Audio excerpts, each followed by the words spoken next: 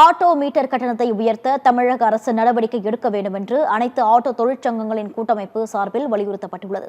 Metre கட்டணம் உயர்வு குறித்து போக்குவரத்து துறை மானிய கோரிக்கை விவாதத்தின் போது அறிவிப்புகளை தமிழக அரசு வெளியிட வேண்டும். அவ்வாறு அறிவிக்காவிட்டால் மாநில அளவிலான போராட்டம் நடத்தப்படும் எனவும் தெரிவிக்கப்பட்டுள்ளது.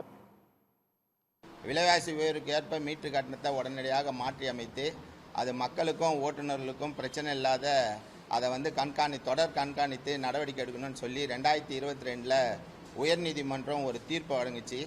அந்த தீர்ப்பை கோர்ட்டு அப்படியே ஆகக்கூடாதுன்னு சொல்லி கண்டமாப்ட கோர்ட் ஆகக்கூடாதுன்னு சொல்லி 22 அறிவித்த கோர்ட் உத்தரவை அதே ஆண்டில் 2ஆம் மாதம் அறிவிக்கிறாங்க. 5ஆம் மாதம் ஒரு குழு கூட்டத்தை சிவசங்கர் தலைமையில் ஜேடிசி தலைமையில் ஒரு குழு கூட்டத்தை கடந்த ஆட்சியில் மீட்டர் கட்டண உயர்வுக்கான குழு கூட்டம்னு சொல்லி உயர்நீதிமன்றத்தில் மனு தாக்கல் பண்ணி நாங்கள் அதை ஏற்றத்துக்கான அத்தனை தயாரிப்பு பணிகளையும் செய்கிறோன்னு ஒரு நாடகத்தை நடத்தினாங்க.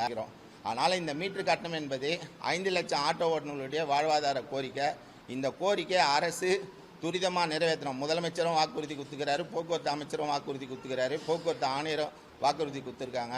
அதனால் இதில் யாருக்கும் ஒரு 5 லட்சம் குடும்பத்தினுடைய வாழ்வாதார பிரச்சனை தீருன்றதை உணர்ந்து கனிவோட பரிசீலனை செய்து இந்த புதிய தாவேக்கா அரசு ஆட்டோ ஓட்டுநர்களுக்கு இந்த மீட்டர் கட்டணத்தை வழங்கணுன்றது தான் ஒரு கோரிக்கை.